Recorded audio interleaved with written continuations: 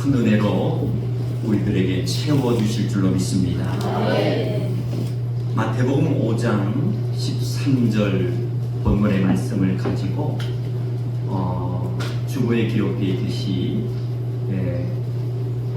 우리에게 주신 사명이라는 그런 제목으로 이 시간의 말씀의 은혜를 나누고자 합니다. 인생을 살아가면서 오늘 예배에 참석하신 우리 성도님들에게 가장 소중하게 생각하는 보물이 무엇이라고 생각하십니까? 만약에 제가 이런 질문을 드린다면 아마 어떤 성도님들은 이렇게 말씀하실 거예요. 목사님, 저는 태의 열매인 자녀와 자손이 정말로 소중한 보물입니다. 또 어떤 분들은 이런 말씀하실 거예요. 나를 낳아주시고 길러주신 부모님이 보물입니다. 뿐만 아니라 어떤 분들은 평생을 알뜰하게 모아서 장만한 아름다운 장막이라고 말씀하시는 분도 계실 겁니다. 사랑하는 성도 여러분, 우리는 그 소중한 것들을 지키기 위해서 어떻게 할까요? 튼튼한 울타리를 칩니다. 그리고 그 소중한 것을 잃어버리지 않기 위해서 문을 굳게 잠그기도 합니다. 그리고 밤낮을 가리지 않고 염려와 걱정 속에 온갖 마음을 쓰면서 하루하루를 살아가고 있다는 거예요.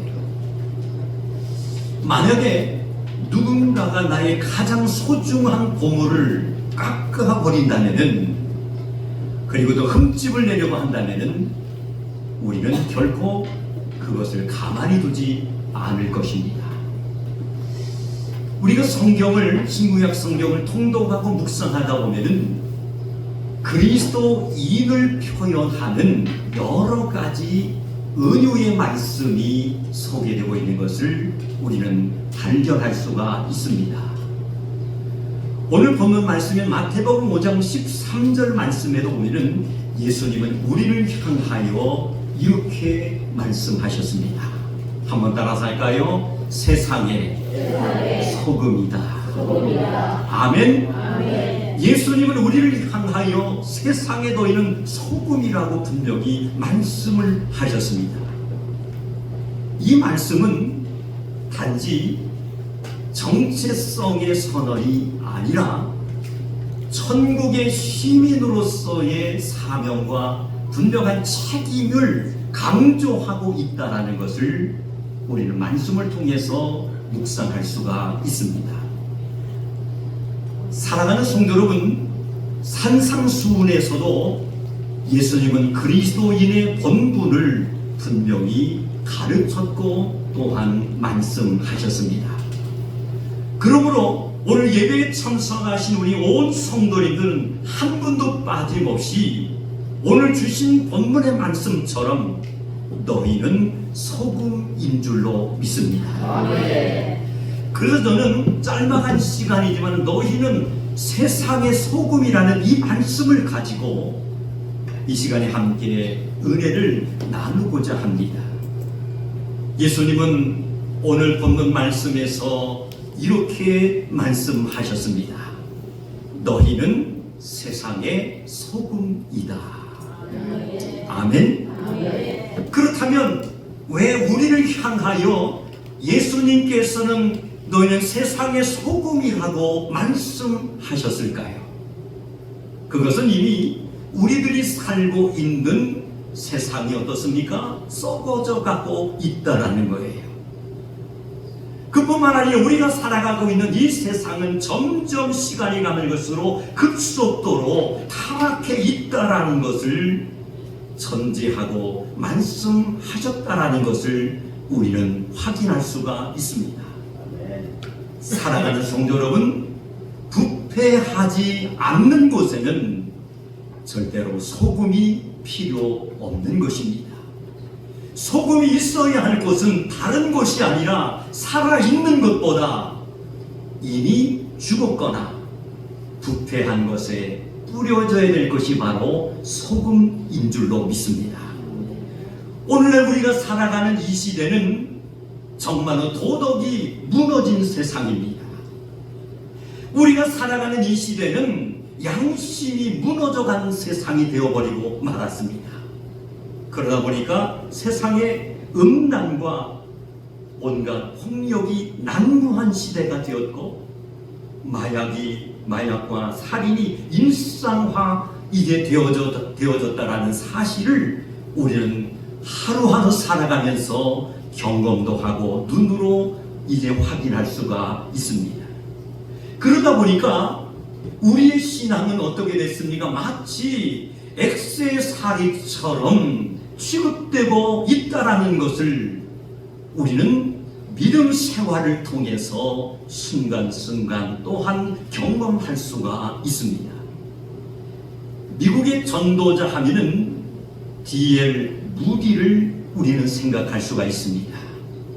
이 D.L. 무디는 이런 말을 했습니다. 교인 중에 90%는 가짜다라고 말을 했습니다. 한번 생각해 보세요. 교인 중에 90%는 가짜다라고 말을 한 이 무디, 과연 내가 이 속에 속한 사람은 아닌가라고 한번 진단해 보시기를 바랍니다. 교인 중에 90%는 가짜다라고 말을 했는데 이 말은 과연 무슨 말인가? 그것은 다름 아닌 이 시대의 참된 그리스도인을 찾아보기 어려운 시대 속에 우리는 살고 있다는 것을 말씀하는 것입니다. 사랑하는 성도 여러분, 19세기 말 일부 이제 사상가들은 20세기를 이렇게 표현한 적이 있습니다. 20세기가 되면은 지상 낙원의 시대가 분명히 올 것이다라고 말을 했습니다. 의학이 발전하고, 그리고 세상에 온갖 전쟁이 사라지고, 교육이 활성화되어서 이 땅에 악이 사라질 것이라고 그들은 예측한 적이 있습니다. 그런데 안타까운 것은 그 기대는 무너졌고, 우리는 지금 어떠한 시대 속에 살아가고 있습니까? 더 심각한 타락의 시대를 살고 있다는 겁니다. 이런 세상을 살아가는 우리 오늘 예배에 참석하신 그리스도인들은 반드시 오늘 말씀에 기록되어 있듯이 크게 한번 따라합시다. 소금에 다시 한번 소금에 맛을 내며 살아가야 됩니다. 할렐루야! 소금의 맛을 내며 살아가는 성도님들이 되시기를 주님의 이름으로 축원합니다. 맛이 없는 교회는 마지막 아버지 앞에 섰을 때 아무 소용이 없는 그러한 건물만 있는 교회일 수밖에 없는 거예요. 우리의 신앙생활도 마찬가지예요. 맛을 내지 못하는 그러한 믿음의 삶은 절대로 세상을 변화시킬 수가 없는 것입니다. 요한계시록의 말씀을 통독하다 보면은 초대교회 7교회 가운데 라오디게아 교회를 우리는 생각해 볼 수가 있습니다. 이 요한계시록에 나오는 라오디게아 교회는 어떤 교회였습니까? 미지근한 그러한 교회였고, 미지근한 신앙을 가졌던 그러한 성도들이었다는 거예요. 하나님의 몸된 성전인 교회가 미지근했습니다. 미지근한 교회를 섬기는 온 성도들도 이 성도가 예수를 믿는 사람인지 믿지 아니하는 사람인지 분간이 되지 않을 정도로 적당주의에 빠져 있었던 사람이 바로 라오디게아 교회 또한 성도들이었다는 거예요. 예수님께서는 미지근한 신앙을 가진 교회와 성도들에게 뭐라고 말씀하셨느냐? 분명한 것은 책망을 하셨던 것을 우리는 묵상할 수가 있습니다. 그렇다면 그렇다면 이 시대에 정말 맛이 있는 신앙생활을 하기 위해서는 어떻게 해야지만이 할까요? 오래전의 일이었지만은 오래전에 우리 충북노회 안에 목사님들과 함께 모처럼 만에 전남 지역을 이제 여행할 수 있는 기회가 주어졌습니다. 때가 되니까 이제 점심 식사를 해야 되잖아요. 전남 지역을 가서 이제 여행을 하다 보니까 그 지역에는 여러 가지 이제 맛집들도 있지만은 홍탁집이 또한 유명했더라고요. 그래서 목사님들이 이제 홍어 전문집에 가서 간단하게 식사를 하자라는 그런 의견들이 많아서 함께 그 식당을 들어가게 됐습니다. 다 말씀을 드릴 수는 없지만은 그 식당에 들어가자마자 코에 코에 냄새가 이제 들려오기 시작하는데 아주 신기한 냄새가 맡게 됐습니다. 그것은 바로 뭐냐면은 삭힌 홍어의 냄새였지요. 독특한 맛을 내더라고요. 근데 삭힌 홍어는 독특한 맛을 내는데 그 독특한 맛은 왜 나느냐면은 뷔페 속에서 숙성되는 과정을 가져야지만이 독특한 냄새를 풍길 수가 있고 그 음식을 좋아하는 사람들이 더 맛있게 먹을 수 있었다라는 거예요. 저도 즐기지는 않지만은 그냥 적당하게 먹고 다음 기회가 있으면은 많이는 먹지는 못해도 또 한번 먹어봐야 되겠다라는 그런 생각을 하고 돌아온 적이 있습니다. 사랑하는 성도 여러분, 맛이라는 것은 그냥 생기는 것이 절대 아닙니다. 하나님의 말씀도 성령께서 역사하실 때에 하나님의 말씀이 살아 움직이게 되는 줄로 믿습니다. 하나님의 몸된 우리 산성 제단도 성령이 함께 하실 때에 이 시대의 구원의 방주로서의 사명을 감당하는 능력의 제단이 될 수가 있는 줄로 믿습니다. 제단을 섬기는 믿음의 성도님들도 마찬가지예요. 성령이 함께 하시고 은혜 충만, 말씀의 충만함으로 살아가는 성도가 되기 위해서는 따라갑시다. 그리스도의 향기를 품어야 됩니다. 할렐루야! 그리스도의 향기를 품는 우리 성도님들이 되시기를 주님의 이름으로 축원합니다. 사랑하는 성도 여러분, 소금의 본질은 부패를 막는 것이 바로 사명입니다. 따라서 합시다. 소금의 본질은 부패를 막는 것입니다. 아멘. 소금의 본질은 다른 것이 아니라 부패를 막는 것이라는 거예요. 그리고 소금은 맛을 더하는 것이 바로 소금입니다. 아멘. 오늘 예배에 참석하신 우리 그리스도인들도 마찬가지라고 저는 생각합니다. 세상 속에서 타락을 방지하고 그리고 공동체에게 생명을 불어넣을 수 있는 존재가 될 수 있다면 마지막 아버지 앞에 섰을 때에 정말로 칭찬받는 하나님의 자녀요 백성들이 될 수가 있는 줄로 믿습니다. 교회에는 세 분류의 신자가 있습니다. 어떤 신자가 있느냐? 첫 번째는 세상을 외면하고 자신만 신앙생활 잘하면 된다고 생각하는 성도가 있다는 거예요. 세상을 외면합니다. 그리고 자신만 신앙생활 잘하면 승리할 수 있다라고 생각하는 이가 있다는 거예요. 두 번째 분류는 어떤 분이 있느냐? 세상과 타협함으로 신앙의 색을 완전히 잃고 살아가는 성도가 있다는 거예요. 마지막 세 번째는 어떤 신자가 있느냐? 이걸 한번 따라갈까요? 세상에 들어가 그리스도인의 사명을 감당하는 사람이 있습니다. 할렐루야! 이러한 성도가 되시기를 주님의 이름으로 축원합니다. 우리는 세상에 들어가야 되는 거예요. 썩어져가는, 부패해져가는, 타락해져가는 세상에 들어가서 소금의 역할을 감당하는 성도가 된다면 우리를 통해서 하나님의 영광이 나타나고 하나님의 나라와 교회가 온전히 세워질 수 있는 풍성한 열매가 맺혀지게 될 줄로 믿습니다. 오늘 예배에 참석하신 우리 성도님들은 교회 안에만 머무는 성도가 되어서는 아니 되는 거예요.